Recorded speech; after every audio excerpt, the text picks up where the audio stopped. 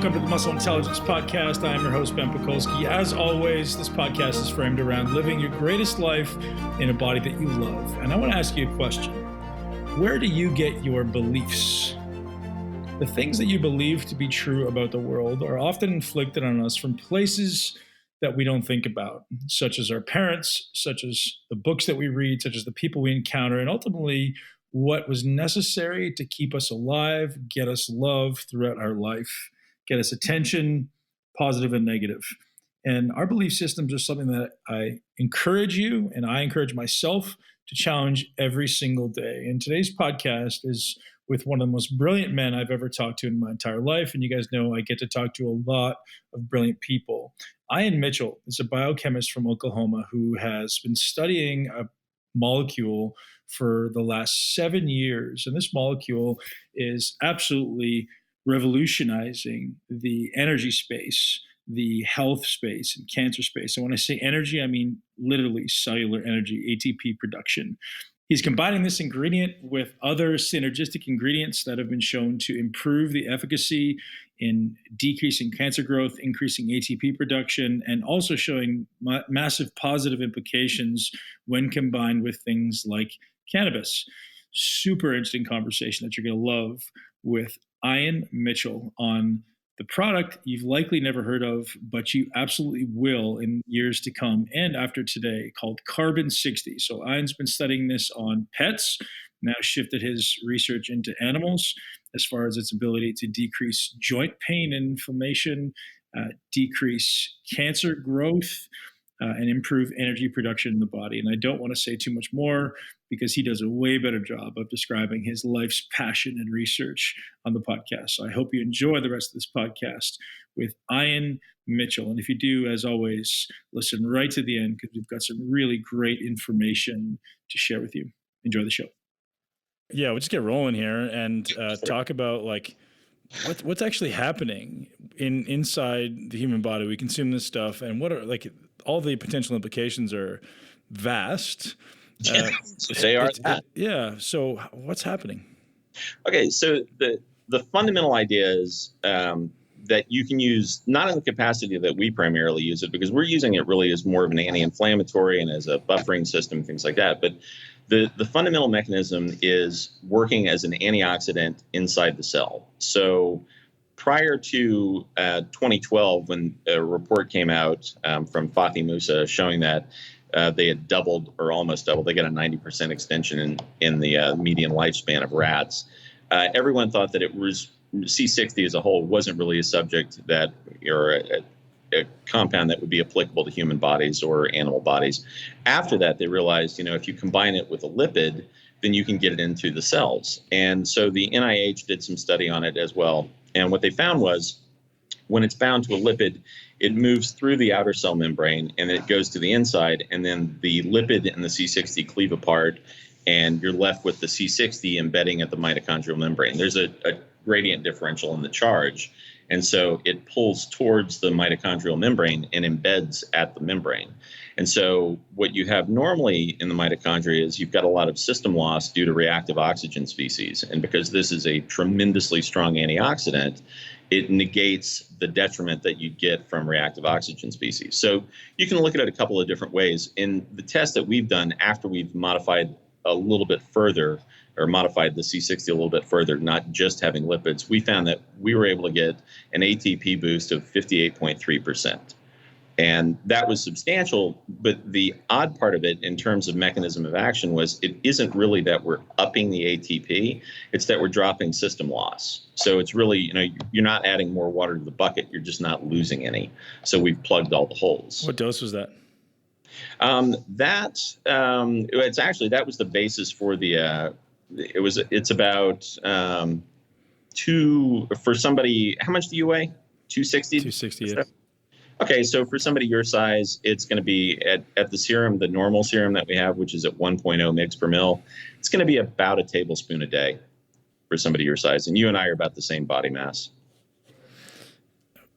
So how does that start going down the path of becoming an anti-metastatic or an anti-inflammatory to joints and tendons? Well, okay, I'll start with the joint supplement. So with the joint supplement, the idea, once you know that you've defined a really good antioxidant, you can eliminate oxidative stress at the mitochondria, then you have to figure out what else is going on. So in the case of our joint supplement, we combine it with other compounds, and we found that normally if you take something like serratiopeptidase, which is a proteolytic enzyme that eats sclerotic tissue, so it's from silkworms, and silkworms produce Serrati E15 so that they can break down their cocoons and emerge from chrysalis. And oddly enough, and of great benefit to us, silkworm cocoon is really, really similar structurally to human scar tissue and mammalian scar tissue as a whole. So we included that into the compound and set it up in such a way that it would be buffered in the serum. And so it actually goes through, and we showed via Western blot analysis and a couple of other different tests that we could bypass stomach acid and bypass heat. So normally it breaks down and doesn't get through your GI tract, and you don't end up with enough of it active in your body to really do much. In Japan, it was actually listed as a drug for about 30 years, and then they downgraded it to a supplement because they found that not enough was actually getting through in the bloodstream to really do a really good job, and it didn't have as much efficacy as they thought it should. But what we did boosted that back up. So we're using an older compound, but in a way that we're actually being able to get it through. So in the case of our joint supplement, somebody takes the joint supplement, or a dog takes a joint supplement, or a horse, or pretty much any mammalian structure we've seen it work on. So it goes in, bypasses the GI tract and degradation there, and then what happens is the antioxidants drop the level of inflammation systemically. So we measured it with cytokines, so for inflammatory markers in the blood. So the inflammatory markers drop, and then that allows the spots that are real problem issues to still have a signal molecule showing that there's a bit of inflammation. So then the serrapeptase, in this case, as one of the components, would find its way to those areas inside the joints where there was a buildup of sclerotic tissue, and it would eat it. So it digests the sclerotic tissue, and then it goes into the lymph system and just perfuses out, and you excrete it out. And so every time people would take a dose, their joints would get mechanically better and better and better because you're actually removing the damaged media from the inside of the joint. So every single dose, you're moving more effectively. And then the other compounds help to build the system back up. So, and there's some really good papers showing that you can actually get a proliferation of your tendons and your ligaments as a whole. It's a great compound. I mean, it really has some good benefits. What duration were you taking the C60 to see the decreased inflammation, the cytokines? Well, we did an entire time point testing, right? So we were looking at the pharmacokinetics of the thing to see what the ratios were, and then we looked at the same kind of ratios to see like what are the breakdown points against time constraints. And what was peculiar to me was between 2 and 4 hours, cytokines plummeted. They just dropped off precipitously, which was surprising. I would have thought that it would have taken a fair amount of time, but it was really, really sudden. Very interesting. So it's not even a long-term thing. It's an acute, like almost immediate. Almost response. Immediate, yeah. So then administration multiple times a day would be the best route. In a perfect world, yeah. If you did it twice a day, I think you'd be golden. For me, I do it at least twice a day, but I'm going for a slightly different effect. I mean, my joints seem to be pretty much fine and ducky, but I really want to make sure that I'm buffering myself against a lot of, just the typical run-of-the-mill damage that you see in a day. Yeah, how would this work for someone looking to ultimately achieve an exercise response? So obviously we know that the inflammatory response is necessary, the antioxidant response is necessary. Sure. Would I want to avoid it within 4 to 6 hours after a workout, or would it be the type of thing that you would feel wouldn't necessarily negatively impact those things? Well, it's kind of peculiar in that it's a Janus mediator of sorts, and that's from the Greek god Janus with two faces, right? So it's kind of like I've seen a lot of data as of late on hydrogen, diatomic hydrogen, I believe, and it's similar in that it's a selective mediator, so it can work in both instances, kind of pro and against. I don't know that my experience has been it eliminates second day soreness to a great degree if I'm working out. So I don't know that you see the same sorts of in an athletic system sort of gains that you would normally, because it does definitely buffer that. And I think that is probably worthy of a bit more study. I can tell you just from my own personal experience that second day soreness goes away. One of the things that's a little confounding is your muscles. You're able to activate more of your skeletal muscle. So when you signal normally use calcium, potassium, or phosphorus to do cellular signaling, right? And so those cell signals can be bypassed by C60. There was a good Russian paper on the term is superprecipitation of skeletal muscle actomyosin. And it's basically showed that depending on the concentration, it was a very dose-dependent function, you could stimulate a huge percentage of your muscle fibers, because normally your body is down-regulating everything. So if you give yourself a signal to lift something to move your muscles, you're going to use 25 to 30% of your muscle fibers. Right. And despite the amount of sarcomeres you have, you're not going to engage that many, because if you engage them all, there's a high likelihood that you'll shear something or rip a tendon, pull a ligament, unless it's a fight or flight response. Now, the downside is you can actually super precipitate past that point. So if you don't know what you're doing and you're not actually controlling for it, if you take a tremendous amount of C60, you can actually overstimulate your muscle fibers. Now, you mentioned that to me before. So obviously you piqued my curiosity, you got my attention. I'm curious to know, so if 1 milligram per mil per day is my average dose, what would be my dose for super precipitation? Because I'm going to be the test dummy. Well, I've already been, and I will caution you. It's kind of cool because at first you'll be able to move a lot more weight than you thought was normally possible. Mm-hmm. But you really do have to very consciously not try to move too much, because you'll, in my case, I pulled a hamstring twice. I jerked the muscles in my lower back, and it was fantastic at first. I was out playing ball with my son, and he threw a baseball, and I cracked it. It looked like something out of a movie where it just went hurtling off in the distance. And I thought, oh my God, that's fantastic. And I asked him to do it again. And I thought, okay, this time I'm going to just go full bore. And when I went as hard as I could, every muscle activated, and I just ripped the muscles in my lower back. And it was a great swing. And it was at that moment that I realized, oh, I bet this is why I pulled my hamstring recently. And so it took it was actually the third time, because I had zapped my hamstring twice and my back was the third. So the third time, when I was laying on the ground writhing around, I started laughing because I realized, super precipitation. I remember the paper. So I had to kind of back off from that. So I would caution you, I'd say 3 tablespoons a day, 4 tablespoons a day for somebody your size. It'll certainly work. It's kind of cool to check out, but just I'm curious if that's a population dependent thing, like where if the average efficiency per person per contraction is 20 to 30%, myself having been training for 20 years is likely to be very significantly higher than that already. So I'm wondering if that's going to have an amplified effect for me, or maybe not as much of an effect for someone in my population. In reality, I would think it would probably have less of an effect, because obviously you spend a tremendous amount of time training so that your muscles are firing when you tell them to fire. Right. As opposed to me, kind of the run-of-the-mill average Joe who's not doing that. So it's I'm still going to try it though. Hey, rock on. How many days do I need to do it before I see this super precipitation? Like, is it like a loading phase, or just kind of do it for a couple days? I'd say if you load it up for about 10 days, just do it 10 days. And for somebody your size, if you really want to give it a go, again, just be careful. But 4 tablespoons a day for 10 days, and you should notice a pretty pronounced difference. I'm going to do it. I'm going to have all my coaches do it, and we're going to see what happens. So we're all going to do a bottle in 10 days, and then we're all going to do a lifting competition. So we'll do like the first day. Yeah, we'll do the first day. We'll do kind of setting some metrics, setting some 1 RM type stuff, and then we'll come back in 10 days and see what that looks like. And that would be a fantastic data set. Then I'll send you the data. Okay, terrific. Very, very cool, man. Yeah, we'll do it for sure. I've got enough bottles here for my coaches, so I'll start passing them out literally today. We'll do our first testing day tomorrow, and I'll let you know in 10 days. Okay, that sounds great. See how that goes.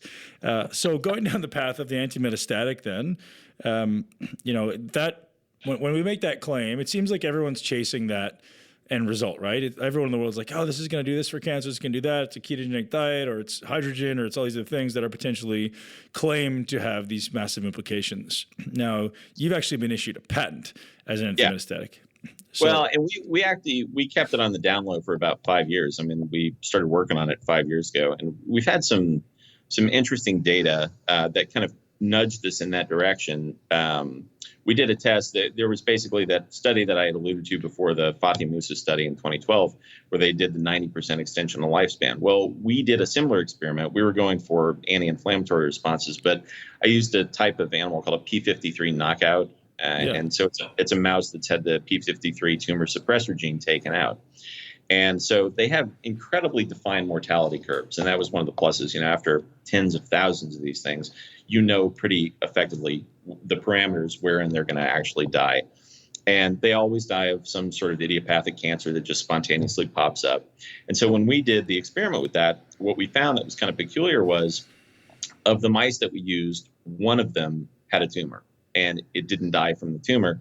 It died from a femoral hemorrhage. And so when I did the necropsy, I thought, well, this is peculiar. You know, obviously the cause of death was not related to this tumor that had popped up. And it was a smallish tumor, so it wasn't really that big. But then I thought, you know, this isn't something I do every day. So the next couple of mice that come up, I'm going to have them done, you know, by somebody that does this every day.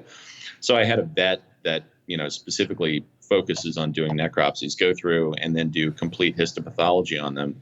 And they were clear. And so it was kind of sort of an anomalous thing where, you know, normally they should have developed these, especially with the P53 gene gone, but they didn't. And that was, we had already been working a little bit on some things dealing with oncology, but that was really kind of a signal that, you know, maybe we're moving in the right direction.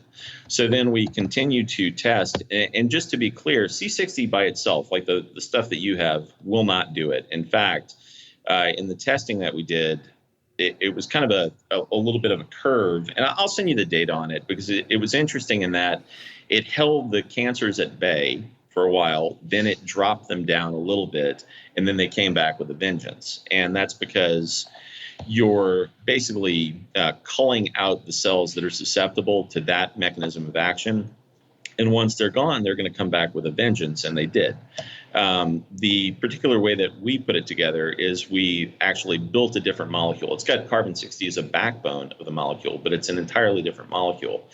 And in the testing, that was interesting because from the moment the animals started taking it, it completely locked down metastatic behavior. And we used some really heavy-duty types of cancer, pancreatic, prostate, but really like the most aggressive pancreatic cancer you can get. And it just completely locked it down, total cessation of spreading. And that's because we dropped cellular signaling because in order for cancer to spread, Johns Hopkins did a paper last year, and they pointed out that if you shut down interleukin-6 and interleukin-8, which are just two inflammatory cytokines, you can't have cancer getting the signaling that it needs to spread. And luckily, we were already in a couple of years already and submitting for the patent and such. But their paper really did back up the same idea because we dropped the inflammatory cytokines. So we mediate the cancer's ability to signal that it needs to spread. So metastasis is completely inhibited instantly. And then the other thing is we upregulate the electron transfer chain and downregulate system loss in the mitochondria. So with the extra ATP, the cells come back online and your immune system comes back online a little bit more and starts fighting it. But again, you can't do it just with a standard C60. I've seen a lot of people saying that, and I know that it might, if it's, a very small tumor or something like that, you might see something. But I'm always wary when people say that because I know from, actually doing it in the lab and having a bunch of animal data that it will appear that way for a while, but then it will come back with a vengeance, as opposed to the molecule that we actually constructed, which uses a targeting system, and it actually lets the cancer seek it out and just obliterates the stuff very rapidly. Are there certain internal prerequisites almost, or internal circumstances that need to exist for the carbon-60 to really have its effect? Like anything else, maybe a caloric deficit or lack of sugar or a ketogenic diet or anything that needs to kind of coincide? 100%. The ketogenic diet is one of the particulars that we put in the protocol because we noticed that if one of the more stark contrasts I've ever seen as long as I've been doing this stuff was when we did the trials, we had a trial running and the cancer had locked down, it was diminishing, it was dropping at 40% a week, which is exactly what everything had shown before. And then all of a sudden it hockey sticks straight up. and it hockey sticked up in a span of 3 days. And we ended up having to sacrifice the animal. And I thought, this makes no sense. So I called the woman who was proctoring the trials and said, look, something has obviously changed. What's going on? And she assured me that nothing had changed. And I said, well, the numbers don't lie. Something had to fundamentally shift. So we went through all the records, and eventually she found that they had run out of the special ketogenic food for the protocol. So the lab tech had substituted in regular mouse chow, which is just, standard American diet, as if somebody went to McDonald's. And literally in a matter of days, it just spiked up. And it's standard American diet is pretty harmful as it is. There was just a biochem professor who's been working on the project with me, sent me an article last Friday. Another research group has very definitively showed there's a very causal link between high fructose corn syrup consumption and tumor growth, which is not shocking at all. In fact, in our patent, which is soon to be published, you can actually see the way we did it. And we used one of those mechanisms to get the cancer to suck it in, because if there are 21 different sugars that have C6H12O6 as the molecular formula, but 100% of the time, it's going to go for fructose. So if it has access to it, which is a little frightening if you think of the standard American diet. Loaded with fructose. Yes. Interesting. Now, so then that brings up the question, have you seen any negative implications of C60 maybe accelerating cancer growth if someone is on this standard American diet or something isn't adhering to your prerequisite internal realities, internal prescriptions? I think if you were just doing a standard C60 and you did that with the intent of trying to inhibit a cancer, it would not be a smart move. Yeah, I think you'd see a short-term benefit, and then you'd see a dip, and you'd probably think everything was going great. And then if it moves the same way that our animal models did, after that dip, it's going to spike back up. Have you done any data or any research on what happens when you stop? So let's say I do a 6-week protocol, intensive C60 to decrease all the cancer cells and improve my energy. What happens when I stop? You're going to just reset. You're going to go back to normal. I mean, there's a period of time where it's going to stay in your system. And, people used to say that the half-life was, 72 hours, 92 hours. I kept seeing these weird numbers pop up, like you'd think it would be 96, but it wasn't. It was somebody reported a 92-hour half-life. But the thing that we know is you can actually find it a couple years after the fact. So your body will actually break it down. It produces some enzymes that will actually cleave the C60 after about the 6-week mark. But there's still going to be traces of it in your body. I mean, you're talking nanoparticles, right? So it's going to embed throughout your system. Like in kind, I always used to tell people the analogy of, with cancer, trying to go in to remove it surgically. I know it's sort of, one of the normal protocols, but that's akin to saying, we're going to drop ball bearings throughout your house, and we're going to give you a backhoe. Now remove all of the ball bearings. And if you can remove all of the ball bearings with a backhoe, you're golden. And it's an impossibility. You just can't do that, just literally because of the size and scale. So it's the same thing. Can you tell me exactly what carbon 60 is? I mean, we should have maybe started with that, but I think now is a good time to explain, because like you're saying, these nanoparticles, and it's so prevalent in every one of your tissues. I'm curious if you just break down what it is and where it came from. Okay. So it's been around since the Big Bang, effectively, but we didn't really know that. A couple of researchers, 3 guys, all got the Nobel Prize for it. They discovered it in 1985, and they did that they actually made it in the lab using laser ablation of graphite, and then they isolated it, and they were puzzled as to what it was. They knew that the peak was 720 for the molecular weight, so they knew that they had 60 carbon atoms, but they didn't know the shape. There's a couple of documentaries on it that are kind of funny, but then they brought it to a mathematician who said, what you have here is a football, because it's a truncated icosahedron, so it's a soccer ball made out of carbon atoms. And because of that, it has a delocalized pi orbital shell, and it's able to, under normal conditions, it can be an acceptor, but it can also be a donor of electrons. If stimulated the right way, as much a really strong antioxidant as it actually is, it can be a pro-oxidant if you hit it with light at specific frequencies. So we always joke that this is contraindicated for dogs and people with internal lighting. You wouldn't necessarily want to take this if you were exposed to a tremendous amount of light at the wrong frequency. Oh, well, that's important to know, because a lot of us in the biohacking space now are doing infrared light exposure. We're all getting exposed to massive amounts of blue light. Yeah. Talk to me about that. Well, okay, so infrared light, you're golden. Let's say upwards of like 600 nanometer spectral width, you're fine. So from red all the way up through infrared, you're going to be golden. And in fact, we developed a hair serum it was just a product to stimulate hair growth. And basically it's the same concept. We upregulate the mitochondrial function inside follicular cells, and it just trips the switch, and the cells go from telogen or catagen, which is, the resting or the cessation phases, to an anagen growth phase. And it just does that by flipping a switch inside the mitochondria.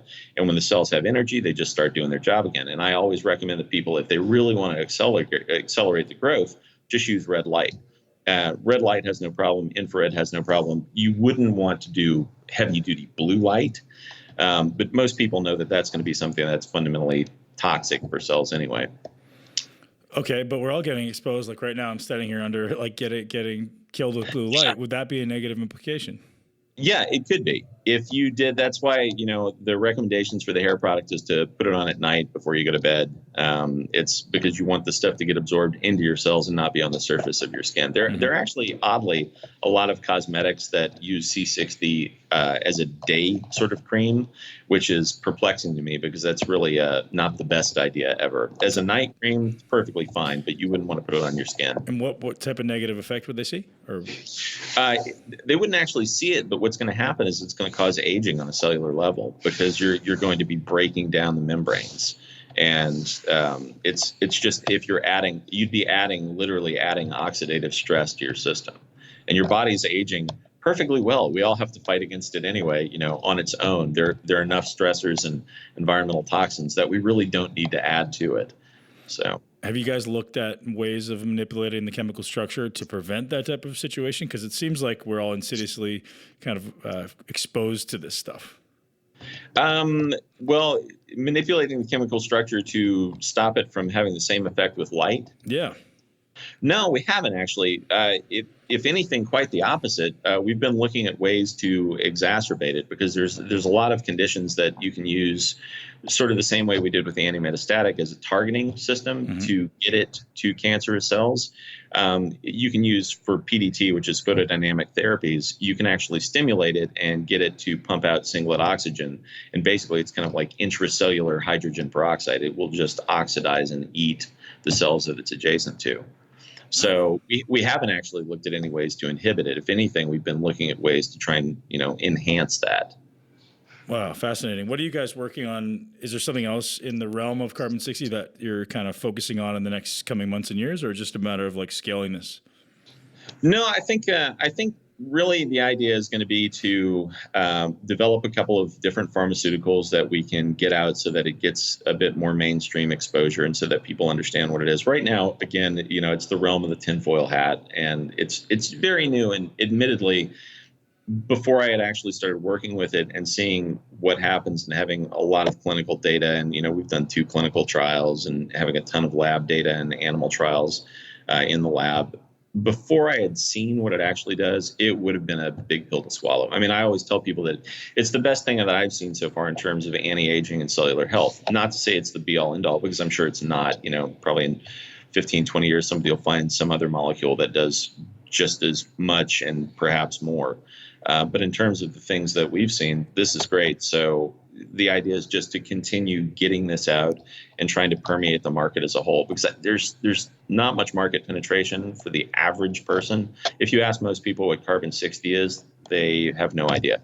I've actually had people confuse it with cobalt-60, the radioactive isotope, which if people think you're taking cobalt-60, they look at you kind of in a peculiar fashion. Wow. So now the first time we talked, we spoke a little bit about the combination of carbon-60 and cannabis. Can you talk to me a little bit about the possible positive implications there? Yeah, there are a whole lot of benefits. You're working on different parts of the system, and so you end up with both of those things, like the endocannabinoid system. If you can stimulate different receptors, like EC1, EC2 receptors, you end up with different effects physiologically. And a lot of times with chemotherapy drugs and some other things, you have to really buffer it the right way if you're playing with C60. Otherwise, the C60 will recognize some of those agents as acute toxic threats and will actually neutralize them and just take them out of your system. Things like CBD and delta-9 THC, they don't seem to have the same effect with it because they're working on different systems. So you can actually end up with kind of this potentiated effect where it's it's more is in fact better in those cases, as opposed to a lot of the compounds that we've dealt with, where I really think you're better off if you scale back with regards to those. They do have a synergistic effect, and it works to both take out inflammation and upregulate your cells. So you said more is better. Would that kind of be across the board with carbon 60, or is there a point of diminishing returns? I know we talked about some, the 4 doses a day.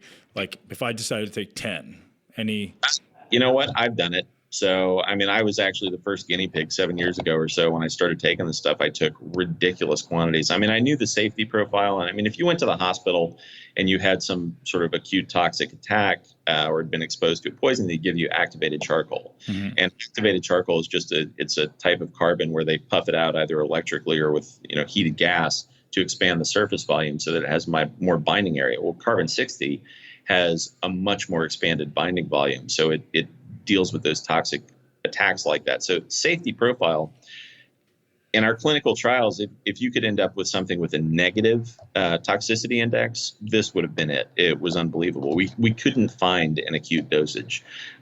Even, we did 5, 10, 20 times the dosage and couldn't find anything. And I've seen animals that have gone up, over 100 times the dosage with no toxic effects. As long as they stay out of blue light. Yeah, as long as they stay out of blue light, right? Don't play with blue laser pointers, and collimated blue light would be lame. But no, it's kind of interesting. I think the real downside there is you have to bind it to a lipid in order to get it into your system, because normally it's hydrophobic, so it won't bind an aqueous solution. But luckily for us, it's lipophilic, so we can get it to bind to fats and then get it into your system. The problem is, you'd have to take so much oil to get it into your system that unless you're, just a super keto champ, you've been on a ketogenic diet forever and you're very, very much in that zone, it would overload you with different fats.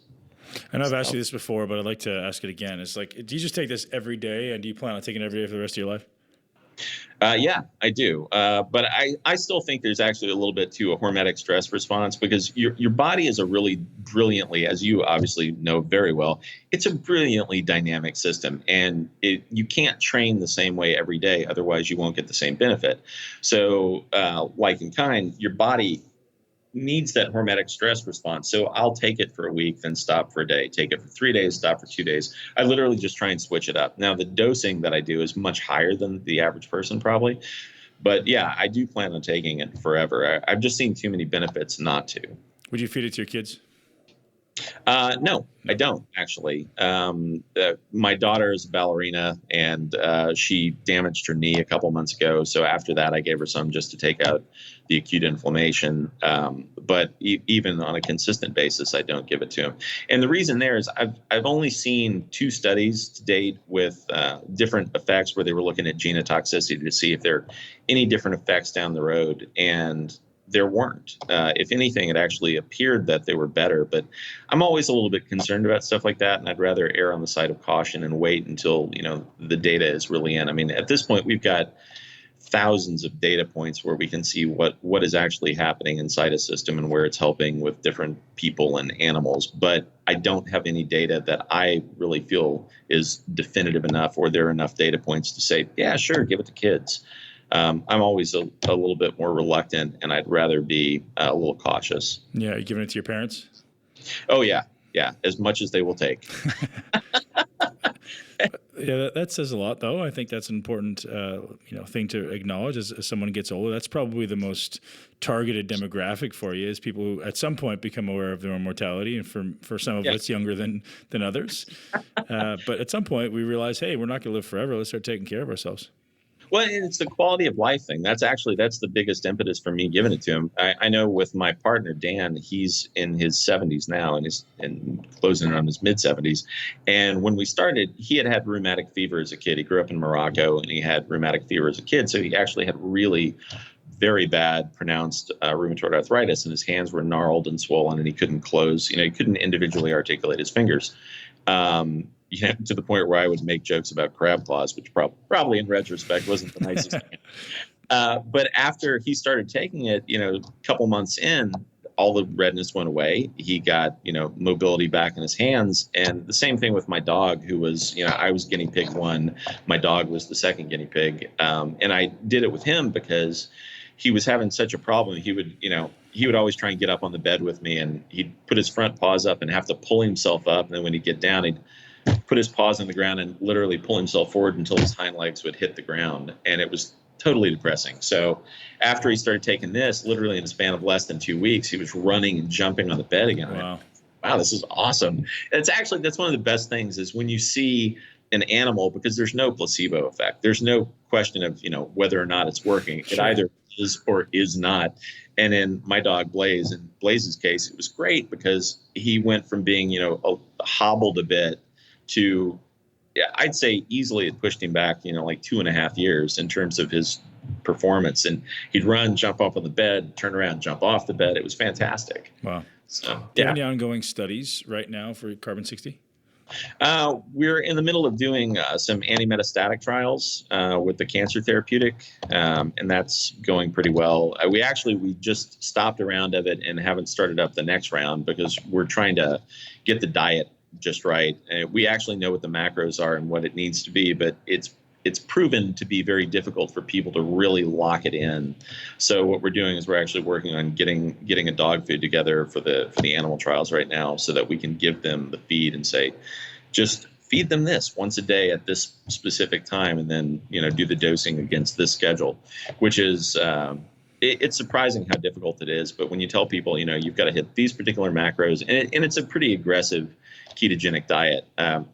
For all of my family and friends with pets and themselves, if I hear anybody has cancer, the first thing I tell them to do is put themselves on a very restricted ketogenic diet. Because, going back to the 20s, Otto Warburg, you can't feed the cancer and expect that it's not going to move. And if you don't feed it, you can definitely expect that it's going to slow down its progression. So I always recommend that. What type of cancers, I know you kind of briefly mentioned this, but what type of cancers have you seen the greatest effect with? The most aggressive ones. In dogs, the best response was in a hemangiosarcoma, which is it's a terminal cancer. There is, at this point, the best therapeutics you can get are going to maybe give you 3 to 6 months. And then after that, it's, effectively, when you find out your dog has hemangiosarcoma, it's kind of akin to getting a pink slip. It's basically over. Pancreatic cancer, human lines pancreatic cancer, it's been incredibly good. It seems that because of the mechanism of action that we're using, the more aggressive the cancer, the more effective the therapeutic works. In actually reversing or just slowing it down? So far in the trials, reversing, but it slows it down at first and locks it down. What I really don't want to do is I don't want to give the idea that this is the be all end all cure for anything, because I think there's a whole lot more work that needs to be done in that regard. Right now we're working with ketone esters and different ways to trip the metabolism to do specific things at specific time points. And so it's going to be an ongoing thing. But in terms of just the anti-metastatic behavior, we can pretty definitively say that from the time you started, it's going to lock it down, assuming the diet's in the right place. And that's actually why we haven't started up that other round of trials, is because I've seen it a couple of times in the past few months where people are, giving their dogs what they think is the appropriate food, and they simply have a mishap on one of the macros, and they'll give it too much protein, and the protein will trip a process called gluconeogenesis, and it'll convert the protein to carbs, right? Or sugars. And the sugars basically derail the system's ability to target two cancer cells. And you're also providing more fuel for the cancer. So if you get your protein out of whack, then it stimulates the growth of the cancer cells. So it's uber critical to do that. But those are the ongoing trials. Is the dose about the same for the cancer trials? No, it's actually a little bit lighter. Interesting. So, yeah, well, it's a different, for the normal trials that we did on just the joint supplement, you're trying to get it to perfuse through your entire body, right? Or the animal's entire body. For this, it's a very targeted function because you're only going after, cancer cells. So, and it's not that difficult to isolate those things because cancers are nutrient primal. So they always have a couple of things. They lack contact inhibition, so they don't stop growing when they hit another organ or tissue system, which is actually what's really lethal about them, is that they'll just continue to grow through other things, because you don't actually die from a cancer. You die from an inhibition in some other system, right? It'll cause too much pressure in your brain. It'll block out your heart, or it'll occlude your esophagus or something like that. So you're actually dying from the secondary system failure. You're not dying from the growth of the cancer specifically. Interesting. Now, switching gears a little bit back to this energy production thing, you said 58.3 increase in ATP production. Is that upon administration, or is that over a certain amount of time? And is there a diminishing effect over time? That was at a 90-minute time point. So yeah, and there is a drop over time. Yeah, it's going to last for about a day or so, but then it's going to diminish. And if I administer again the next day, am I going to see the same effect? Did we see over time? Yeah, you'll notice that boost. I mean, you definitively will notice that you need to sleep less and eat less. So, I mean, the reason we eat and the reason we have respiration is all to provide energy, and the components to go into the Krebs cycle. I mean, and if you maximize the potential in that thing, you need fewer calories. I know you're an amazing thinker, and I'm curious what you're combining this with to improve brain function, because I see obviously the ATP improvement implications, but now, okay, well, what are we tying this with to improve how our brains work and ultimately efficiency? Actually, one of the big ones is just with caprylic acid. Okay, MCT. Yeah, it's fantastic. I mean, it's an oldie but a goodie. Don't fight what works, right? Just enhance it. So there are a lot of things that we've done where we're taking that, we're boosting it, and getting some pretty ridiculous signals. So that's one. And then just for myself personally, I do a lot of stuff with nootropics, but I haven't actually combined it other than alpha GPC. So we've used that, but we've used that in combination with a couple other things like CBD and some other things, going for very specific effects where you're trying to enhance one component while you drop the other. I always joke that I'm kind of going for the Zen master kind of focus, where you're completely focused. You've got a tremendous amount of energy, but you're absolutely chill, almost eliciting a flow state. Just kind of using a healthy compound to elicit a flow state. Where do I buy that? Coming to a theater near you. Sure. Exactly. It's actually, yeah, that's what we've been working on for a while, and it's under wraps right now. But well, I'll send you some if you like. So. Well, you can sign me up as your first and probably best customer. That's the ultimate ideal, right? Like, everybody's chasing this stimulated state, and I'm like, I don't want to be stimulated at all. I just want to exist in my own head and be able to think, acutely and over time, right? Yeah, that is. I mean, that's what I've been going for. It's the same thing. I mean, I was. The reason for doing this initially was I was trying to do something and elicit a response in myself biologically. Yeah. And I always say, like, with my partner Dan and my dog Blaze, literally, if I could have just helped, my best friend and my other best friend, I would have been golden. I would have called that a win. I mean, the fact that we've been able to do all this other stuff and find all these neat things with it, it's terrific. But yeah, I'm going for the same thing. I'm scratching my own itch. And in this case, one of the big ones for me is, how do I function more effectively and mentally? And, I'm on the Cambridge Brain Sciences website, testing to see what works. And it's definitely the locus for a lot of nerds. You go there, you try and figure out what works and what doesn't. And for me personally, it's the same thing that you were alluding to. I want to have absolute effect with my thoughts. I don't want to waste them, and I don't want to be freaked out in a manic space. I want to be very chill, and I just want to have enough energy that I can roll through a day working at a peak performance level, but without the kind of manic behavior that very often comes with people that are operating. And no negative implications the next day, right? Because some things you feel amazing now, and tomorrow you feel like your brain doesn't work. Yeah, we've been working on one thing, and we were able to enhance the ATP a little bit more than just the 58.3%. In fact, not a little bit, a huge, like an order of magnitude. The problem is you can't really do that, because at a certain point you'll have so many electrons flowing through your mitochondria that you'll actually break them. You'll tear the membranes and they'll pop, like literally like popcorn. That's a good marketing ploy. Like, don't take too much, but your mitochondria will work so well they'll explode. Right.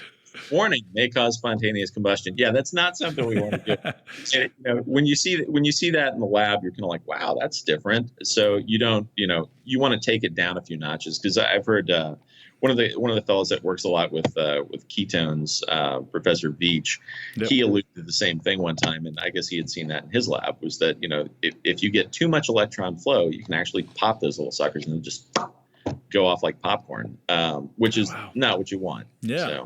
So you mentioned you're presenting at the Bulletproof Conference coming up in a couple of weeks. What are you presenting on?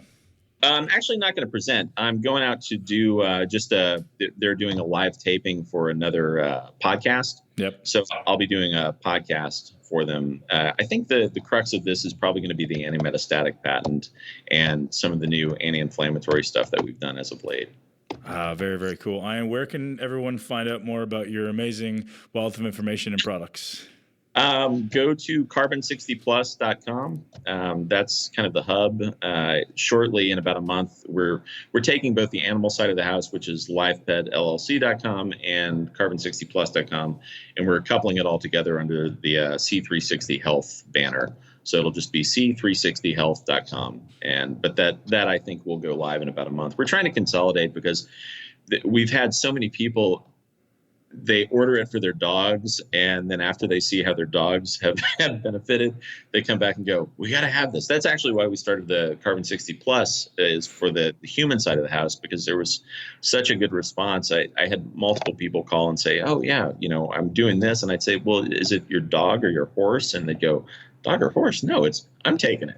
And which is great, because initially I took it before my dog did, so I know it works. But we just wanted to combine those things so people could have kind of a one-stop shop, and they wouldn't have to have things shipped from two different companies. Very cool, man. You've got a fan in me, as I said, and thank you for enlightening me with all this information, because I was using Carbon 60 probably for a year and a half now, but I wasn't using your version of it. So and the effects that I see for the listeners, like massive increase in energy, and that wasn't using yours. I've been using yours for the last month, but prior to that, it was this other one. I did see an increase in energy, increase in focus, mental clarity was improved for sure. But with yours, I'm noticing, obviously being the meathead that I am, I probably take too much, but my energy is through the roof. Don't need as much caffeine. I did notice the first couple of times I took it that I almost felt like a bit of a detox effect. I don't know if that's a normal effect. Yeah, it is. Yep. Yeah. It's a lot of people go through that, and it really does. It starts to clean out your system from a pretty deep level. Yeah, so that was a nice little side benefit, which has subsided now, and continue to use it as often as I can. I haven't jumped on the hair serum, though, so when everyone sees me growing an afro, they can know what it's going to be from. Yeah. I'll send you a power pick. It'll be great. Yeah, so, we're going back to the 70s. We're bringing back the afro. Yeah, next time we'll do this, and we'll both have bell bottoms on. It'll be fantastic. We should do that'll be your marketing ad right there, man. Yeah, I'm all good with it. I'll even buy the light blue suit. That'd be great. Perfect. Ian, thanks so much for your time and your wisdom, man. I appreciate it. Absolutely, Ben. Have a good one. See ya. Ben. And that's a wrap, ladies and gentlemen. I hope you absolutely loved my conversation with Ian Mitchell, the owner and founder of carbon60plus.com. Ian's credibility checks out extensively, and this ingredient checks out. I know it sounds like it's lofty, like it's far-fetched, but I'll tell you, it seems like every expert that I speak to has this on their radar, and Ian just happens to be kind of at the forefront of research. He's got tons of studies, as he mentions, and I've been using this product myself for just over a year, and I've seen tremendous benefits just from an energy perspective. Obviously, I haven't quantified anything to do with cancer or anything like that, or any of the other studies that he mentions in there, but as from an energy perspective, I definitely feel better. I feel better mental clarity. It almost feels like you're having a cup of coffee. And that's, to me, is valuable when you need focus and performance and recovery. So I haven't actually quantified it in my blood yet, but we'll be working on that in the near future as I hopefully team up with Ian on some really interesting stuff coming at you in the future. If you love this episode, or if you know someone who may benefit from Carbon 60, absolutely share the episode with them. Share the website with them. I'll share that with you again. It's carbon60plus.com. You can see that in the show notes. And if you're not already subscribed to the new Muscle Intelligence podcast, head over right now to iTunes and do that. Head over to YouTube and subscribe there as well. We do post every podcast there, as well as a ton of new content that's going to be coming at you in 2019 and ultimately for the rest of my life, because I love what I do and I appreciate each and every one of you for tuning in and giving me your time, your attention, and your focus, and all the amazing feedback that I get on Instagram, on Facebook. I'm so grateful for all of you guys, and we'll continue to do what I do and inspire and educate as many people as I can. Have an amazing day. Live your greatest life in a body that you love. Thank you so much for tuning in to Muscle Intelligence. If you enjoyed today's episode, please be sure to share it with at least one person you know. Make sure you're subscribed so you never miss an episode. This podcast is for information purposes only. The statements and views on this podcast are not medical advice. This podcast, including Ben Pekulski and the producers, disclaim responsibility for any possible adverse effects from the use of information contained herein. Opinions of guests are their own, and this podcast does not endorse or accept responsibility for statements made by guests. This podcast does not make any representations or warranties about guest qualifications or credibility. This podcast may contain paid endorsements or advertisements for products or services. Individuals on this podcast may have a direct or indirect financial interest in products or services referred to herein. If you think you have a medical problem, consult a licensed physician.